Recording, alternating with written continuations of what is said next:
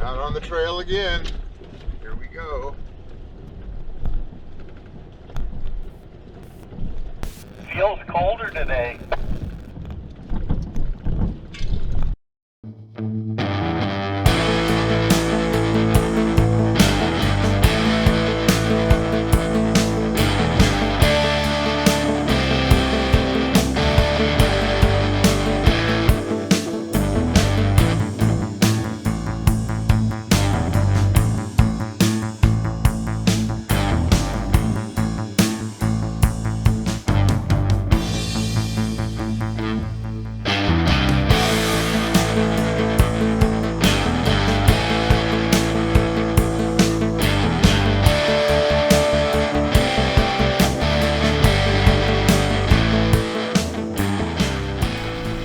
Well, I didn't do any filming of our breakfast and pack up and stuff, but obviously we got on the trail. And Eric needed to get back to Redlands. This was always going to be just a real short trip with us. Unfortunately, in my opinion, I think he missed the best part of the trip. But hey, we have to do what we have to do. Anyway, he followed us back, and we got him over to a point where he'd be able to cross over to the Colorado and get home efficiently.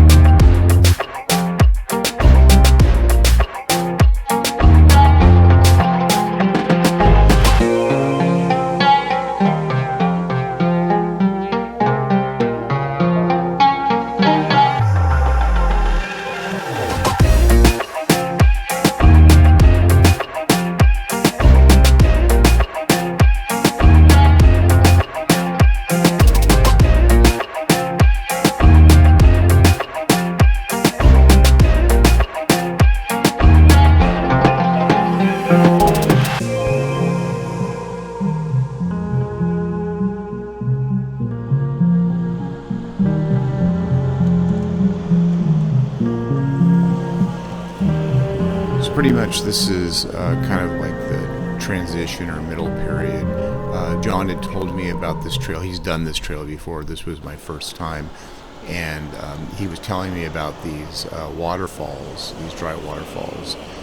He didn't give me a lot of information on it, but I knew that we were making our way towards this particular area, which you'll see coming up. I gotta say, this trip is probably one of my favorites just because of the challenges and the type of terrain. It almost felt like Disneyland in some ways, for people that like to go afar afield.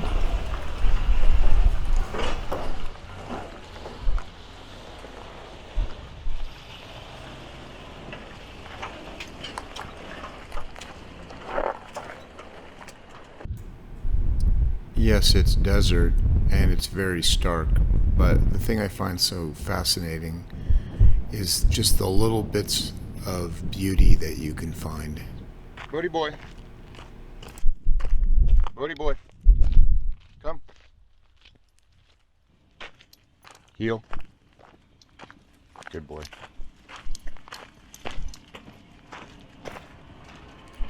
Go ahead. There you go.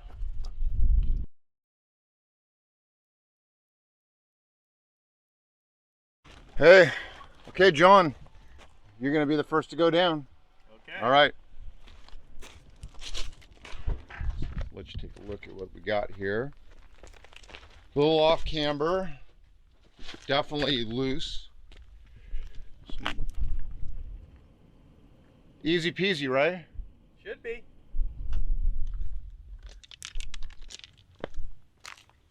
Doesn't look like anyone's done it in a while. No, there's a lot of stuff down here at the bottom.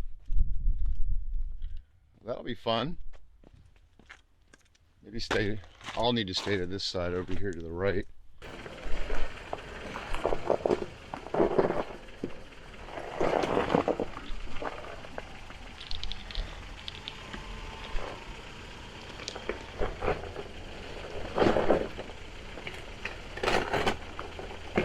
And my front end doesn't flex like that.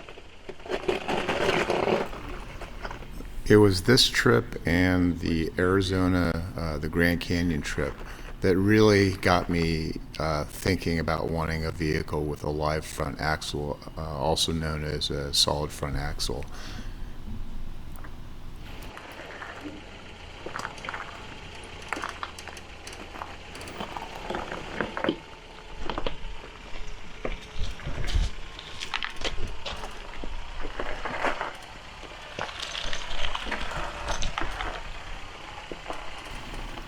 John's truck really makes everything look so much easier, but he's also a really Big hole right there. good driver. He really picks really great lines. You'll see it coming up in our second obstacle.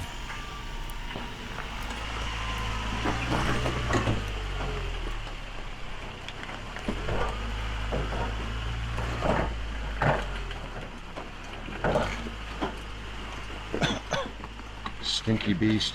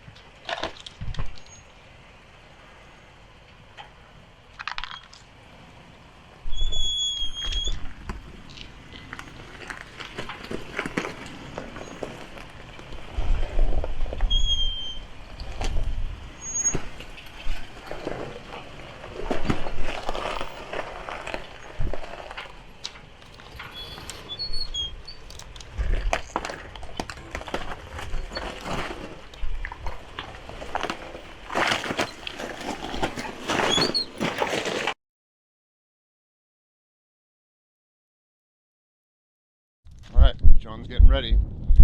Second run.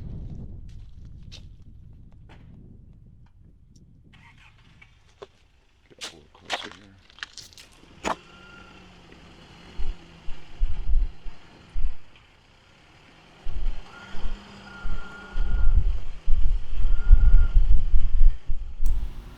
I think this is a really good example of how well John picks a line. You'll notice how he hugs it to the passenger side here as he goes over. And I just think that it just made it so much easier. You see how I'll approach it, and I have a much more difficult time with that particular obstacle.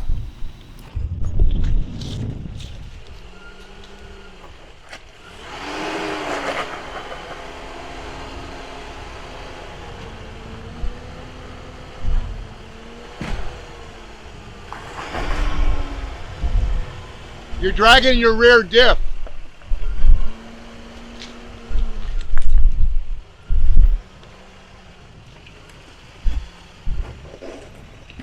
Oh. All right, you're past it. Wow. Every time I think John needs some guidance or help driving through there, he always just figures it out really quick, and I'm like, oh, okay, well, I guess he doesn't need my help after all.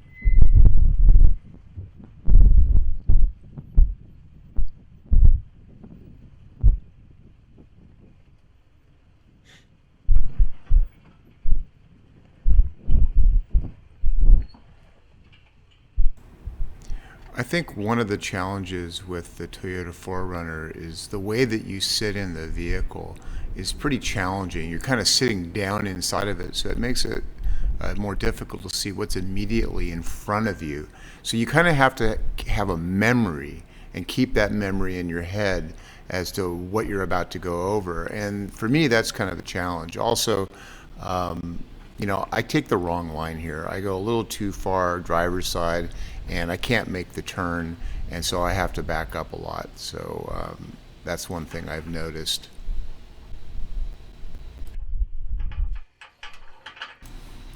And also, I just am not that experienced with picking a good line, as evidenced by this particular drive right here.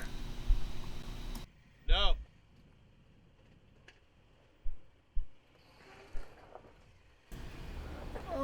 Another thing that's kind of interesting in comparison to the Land Rover, you have more of a command position seating. So really you have a much better visibility about the obstacle directly in front of you. How am I looking on this?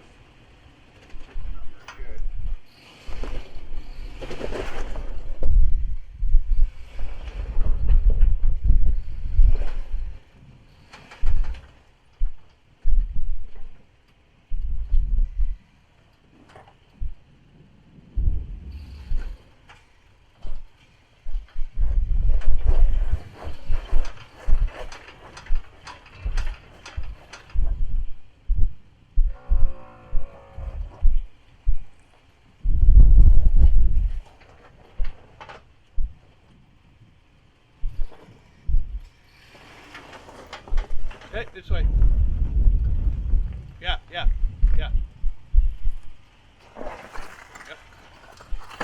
Hold it right there.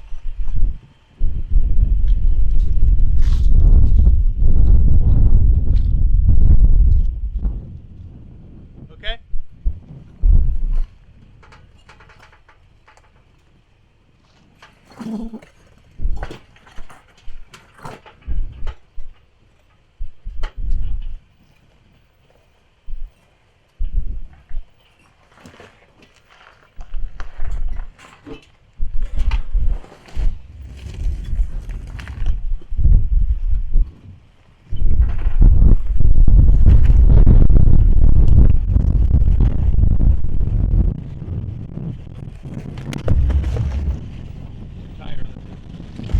What? You're okay.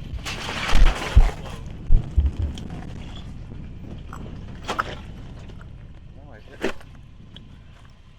that. Dip on that rock, maybe? Yeah, you gotta back up.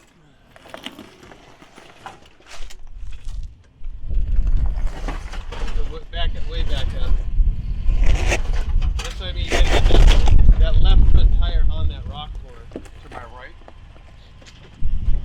Yeah, you gotta come to your left. Or you can go to your right, you can try that. Yeah, go that way. Hard? Hard. If you recall right here, John actually did go further passenger side, and he put his driver's side up on top of that flat rock, and he was able to get over it. Here I get hung up on it, so I have to take a different line because obviously we have different vehicles and different capabilities. Over that one. So I gotta back up and go farther right. I gotta go that way. Well, no, then you're into that. I went to the left. Oh, so come over this way. I put my right tire more on there, didn't I? So Maybe I didn't.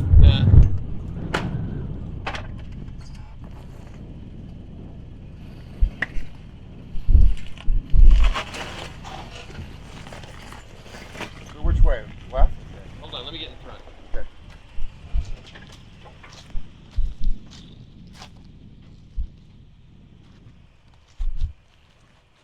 Yeah, crank it all the way to the left. Like that? Yeah. Now back up, swing it, and back up some more. Turn the wheels all the way that way and back up.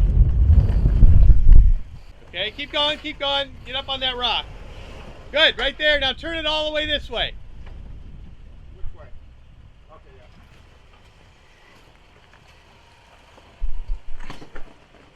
yeah. Yeah.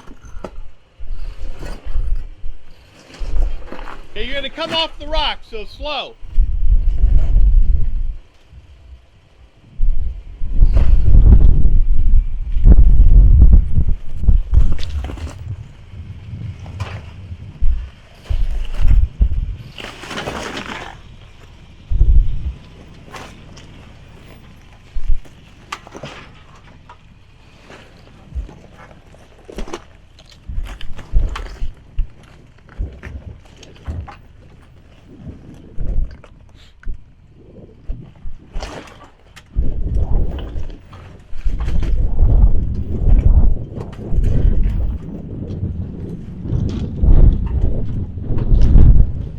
Oh my. That was a rugged little section right there. And I'm looking at John right now, and he's got full on flex going on this next little ledge. Not so little. God, I almost went over there. Yeah, I saw that.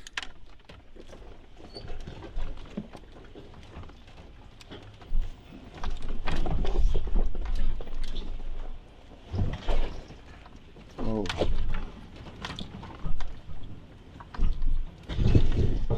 Holy mackerel. I just dropped my rear, just dropped down, and I got a front wheel lifted up.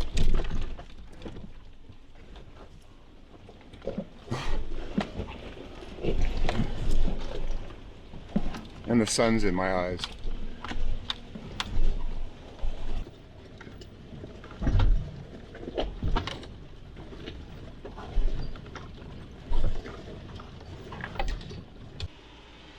Yep, that's why you don't want to go too far afield.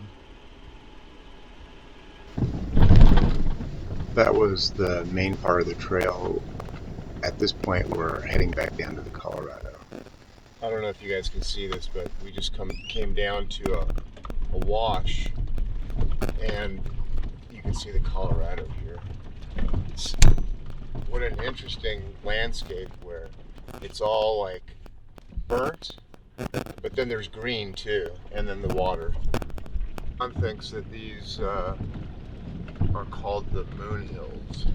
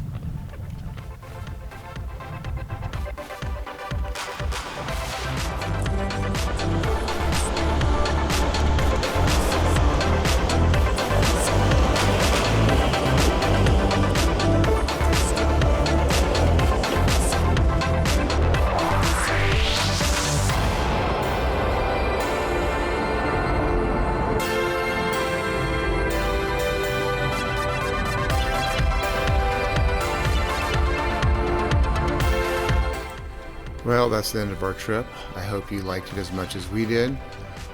If you did, give it a like, and don't forget to subscribe if you haven't already. Also, don't forget to hit the notification bell. That way you'll be informed or notified the next time I upload a video, which hopefully will be sooner than later. And we'll see you down the trail.